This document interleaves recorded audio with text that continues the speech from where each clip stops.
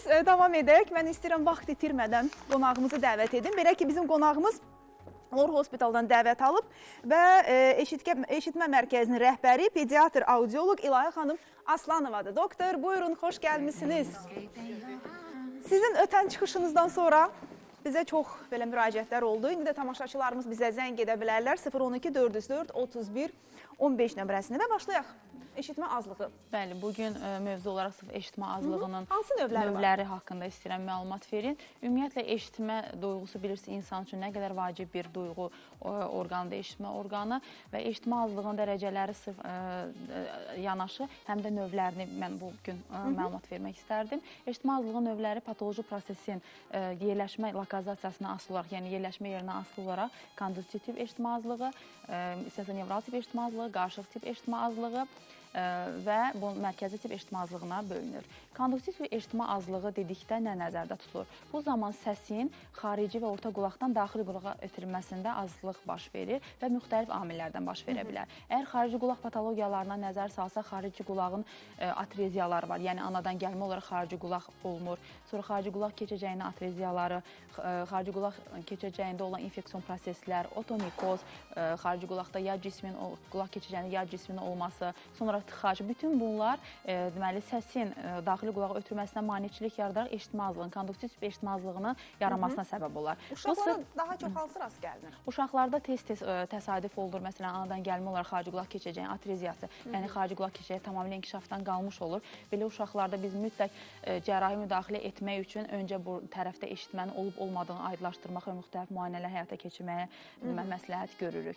Sonra biz konduktiv eşitmə azlığına səbəb ola biləcək başqa bir amillər var. Bu da orta qulaq problemləridir. Bunlara misal elə göstərmək olar. Uşaqlarda tez-tez təsadüf olunur. Otit deyirik. Yəni ki, orta qulağın iltihabı, kəskin ortotitlər və xroniki irinli ortotitlər, bununla yanaşı otoskleroz və timfanoskleroz prosesləridir ki, bunlar da konduktiv eşitmə azlığının yaranmasına gətirib çıxara bilərlər. Əziz tamaşaçılar, nəzərinizə çatdırım ki, oktyabrın ayının 29-u, 30-u və 31-i 3 gün oldu axı. Yox.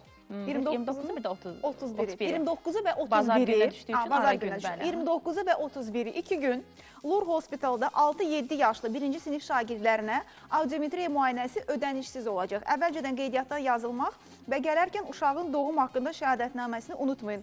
Niyə məhz 1-ci sinif şagirdləri, doktor? Əslində zaman-zaman biz hər yaş qrupundan olan uşaqlar üçün belə bir kampaniyalar həyata keçirəcəyik və bizim məqsədimiz əsas olaraq erkən diaqnostika və erkən müdaxilədir. Bu məqsədlə ki, uşaqlar yeni olaraq məktəbə başlayıblar, hələ çox müddət keçməyibdir. Bəzi hallar olur ki, analar diqqət eləmirlər, lakin kollektivə daxil olanda uşaqlarda artıq müəllimlər hiss eləməyə başlayır ki, eşitməklə bağlı hər hansı bir problemləri var. Biz də istəyirik ki, əgər belə bir problemləri olan varsa bizə müraciət eləsinlər. Biz vaxtında onlara aşkar eləyək ki, hansı tip eşitmə azlığı var və hansı tərəfdə istiqamətdə onlara kömək edə bilərik bu məqsədlərdə. İndi əgər icazə versəz davamına keçim eşitmə azlığı növləri haqqında danışırdım. Bəli, konduktiv tip eşitmə azlıqları haqqında məlumat verdim. Onu demək istəyirəm ki, konduktiv eşitmə azlığını aşkarlanarsa biz ya müalicə vasitəsilə ya da cərrahi müdaxilə ilə bu eşitmə azlığını aradan qaldıra bilirik. Əgər konduktiv eşitmə azlığı mövcuddursa. Sensorinevral tip eşitmə azlığından istəyirəm danışım. Sensorinevral tip eşitmə azlığı özü həm genetik, həm də ki non-genetik, yəni genetik olmayan xəstəliklərdən meydana çıxa bilərlər. Genetik amillər tez-tez biz təsadüf edirik. Məsələn, Mişel aplaziyası bu zaman daxili qulaq tamamilə inkişafdan qalmış olur və belə uşaqlar hətta koklear implant eləsək belə biz onlarda eşitməni bərpa edə bilmirik. Nəticə olmur. Ona görə sırf bu genetikanı da bilməyin çox rolu var ki, biz artıq koklear implant əməliyyatını alanda sadəcə bir eşitmə müayinəsi ilə kifayətlənmirik. Həm də temporal bilirik ki, KTV, MRT müayinələri apararaq orada daxili qulağın olub-olmadığını aydınlaşdırırıq. Bundan sonra Mondino aplaziyası var. Bu zaman biz daxili qulaqda ilbiz dediyimiz bir orqan var. Həmin orqanın normada 2,5 qıvrımı olmalıdır. Ancaq bu Mondino aplaziyasında bu qıvrımlar tam inkişaf etmədiyi üçün bunlarda eşitmə azlığı yarana bilər. Belə uşaqlara da sırf biz qısa elektrodla koklear implantlar sifariş verilir və bu elektrodlar vasitəsilə yerləşdirilən implant vasitəsilə eşitməni bərpa edə bilərik. Sonra Usher sindromu var. Usher sindromu zamanı həm vestibulyar patologiya olur, həm sensorinevral tip eşitmə azlığı, həm də ki gözün torlu qişasında problem olur. Buna yanaşı Alport sindromu var. Bu da genetik problemdir. Bu zaman xroniki böyrək çatmamazlığa yanaşı sensorinevral tip eşitmə azlığı da uşaqlarda aşkarlanır. Bütün bu dediyim amillər genetik amillərdir. Genetik amillərdə dediyim kimi o patoloji prosesin növündən asılı olaraq biz bəzi hallarda heç kömək edə də bilmirik elə uşaqlara. Ona görə vaxtında aşkarlamağın çox böyük önəmi vardır ki, bəzən valideynlər səbəbsiz ümidlənmiş olurlar ki, bəlkə bizə yardım olunardı deyə. Genetik olmayanlardan danışmaq istəyirəm. Buyurun. Yəni hansı hallarda ola bilər ki, eşitmə həm periferik həmdəki mərkəzi eşitmə sistemi zədələnə bilər. Məsələn, uşaqlarda tez-tez rast gəlinir, yarımçıq doğulmuş hallar, sonra çəkinin 1500 qramdan az olması, hipoksiyalar, anoksiyalar, sonra sərbəst bilirubin normadan yüksək olmasıdır, yəni hiperbilirubinemiya. Bu zaman sırf eşitmə sinirini zədələnmə, ototoksik olduğu üçün eşitmə siniri zədələnə bilər. Bununla yanaşı ototoksik dərman preparatları var. Bunlara aiddir aminoqlikazi qrupasına olan antibiotiklərdir, sidik-qovucu preparatlardır, qıcolma əleyhinə preparatlardır. Bunlar da eşitmə sinirini zədələyərək sırf genetik olmayan, lakin sensionevral tip eşitmə azlığının yaranmasına gətirib çıxara bilərlər. Yəni burada da bir daha həkim nəzarəti olmadan Bəli, birbaşa antibiotiklərin istifadəsi də bəli, bilirsinizmi necə olur? Bəzi hallarda indi valideynlər gəlirlər, hansısa bir səbəbi istəyirlər ki, həkimi də üzərinə qoysunlar, amma mən onu anlatmağa çalışıram ki, bəzi hallarda uşağın həyatını qurtarmaq məqsədi ilə, yəni ki, valideynə də təklif oluna bilər ki, məsələn, o həyatı qorunacaq, amma yanaşı olaraq eşitmə itkisi biz müşahidə edə bilərik. Elə hallar olur. Çünki qram mənfi patologiyalar var ki, bağırsaq problemlərlə bağlı. O zaman aminoqlikazi qrupasına olan antibiotiklərin təyini hökməndir. Amma düşünürəm ki, əgər doza, yaşra, çəkiyə uyğun normal təşkil olunarsa, seçilərsə elə böyük bir problem olmaz. Çünki hər bir aminoqlikazi qrupasına antibiotik alan hər bir şəxsdə biz eşitmə azlığı, eşitmə itkisi görmürük. Yəni, məsələ ona ibarət ki, ola bilər ki, dozalamada bir problem olub, o ilə bağlıdır. Sonra sensionevral tip eşitmə azlığı yaşlı adamlarda biz tez-tez rast gəlirik. Buna da presbiakuzi deyirlər. Yəni, yaşla əlaqədar olaraq sinirin yaşlanması, fəaliyyətin zəifləməsinə yaranan bir prosesdir. Sensionevral tip eşitmə azlığında bizim edəcəyimiz nədir, onu demək istəyirəm. Vaxtında biz aşkarlaya biliriksə sensionevral tip eşitmə azlığını artıq dərəcəsini də müəyyənləşdirməliyik ki, hansı dərəcədə bunlarda eşitmə azlığı var. Məsələn, xarici ölkələrdə artıq 6 ayından artıq uşaqda eşitmə azlığı aşkarlanıbsa, ona cihaz təminatını hökmən mütləq bilirlər. Bizdə biraz gözləmə metodunu çox seçirlər. Valideynlər deyir, uşaqdır, yəni onu eşitmə aparatını gəzdirə bilməz və yaxud da eşitmə aparatı qoyaraq eşitməsi tamamilə itirər. Əslində belə bir şey yoxdur.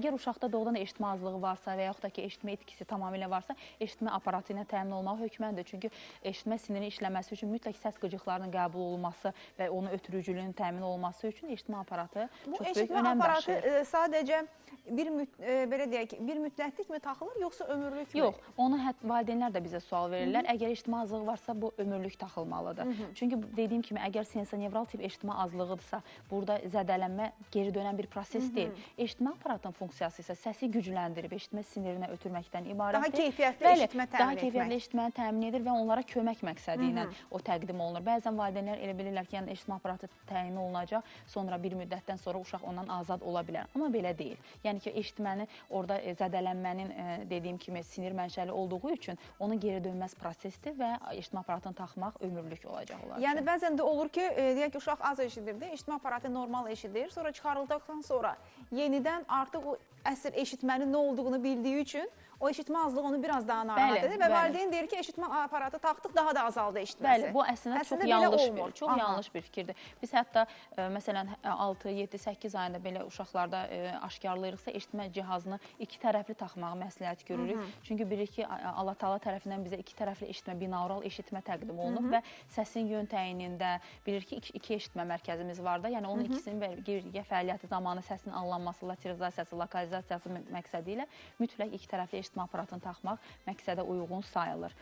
Sonra mərkəzi mənşəli eşitmə azlığından istəyirəm məlumat verim. Mərkəzi mənşəli eşitmə azlığı isə bir çox hallarda, yəni ki, mərkəzi eşitmə yolunda olan problemlərlə əlaqədardır. Bu ola bilər ki, kranial qansızmalar ola bilər, yəni kələdağı qansızmalar zamanı mərkəzi eşitmə sistemində olan zədələnməyinə yanaşı ola bilər. Hidrosefaliyalar var, deyirlər, valideynləri necə izah edim, kələdağı təzyiq yüksək olan hallarda başda necə böyümə hiss edirlər. Həmin vaxtda o təzyiq zamanı eşitmə sinirinə də baskı ola bilər və eşitmə mərkəzlərini zədələyərək eşitmə azlığını, mərkəzi mənşə eşitmə azlığını yaranmasına gətirib çıxara bilərlər.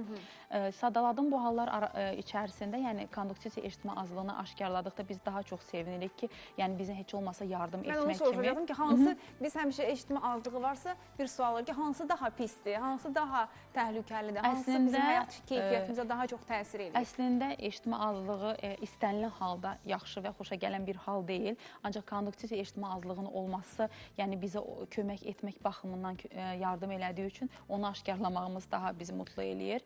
Çünki konduktiv eşitmə azlıqlarında, məsələn, tutaq ki, yad cisim var xarici qulaq keçəcəyində, uşaqdır da, tez-tez bilirik ki, xarici qulaq keçən uşaqlar muncuq və yaxud da xırda oyuncaq hissələrini daxil eləyə bilərlər.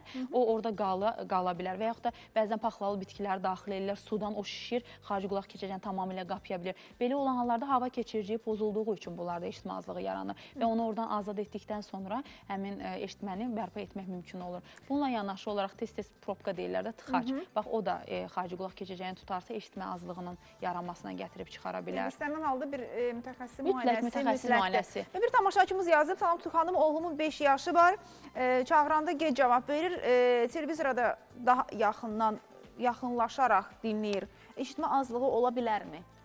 Eşitmə azlığı ola bilər, yəni yaxından dinlədiyi üçün mən bunu deyirəm. Amma bunu tam mütləq də deyə bilmək. Bəzi hallarda uşaqlarda görmə ilə bağlı problem olduğu üçün də yaxın məsafəni seçirlər və 5 yaşında uşağın gec cavab verməsi eşitmə ilə də bağlı ola bilər və yaxud da psixomotor inkişafı ləngiməsi ilə də bağlı ola bilər. Ona görə müayinəsiz belə bu şəkildə tam dəqiq yanaşma da düzgün deyil. Çünki uşaq mütləq klinikaya gəlməlidir, lor həkim tərəfindən otoskopik müayinə aparılmalıdır. Ondan sonra biz onun yaşına uyğun hansı eşitmə müayinəsini həyata keçirəcəksə, məhz o eşitmə müayinəsinin əsasında nəticəni biz valideynə cavab olaraq verməliyik. Yəni, orada da artıq səbəbi də müəyyən olunacaq ki, səbəbi nədir varsa.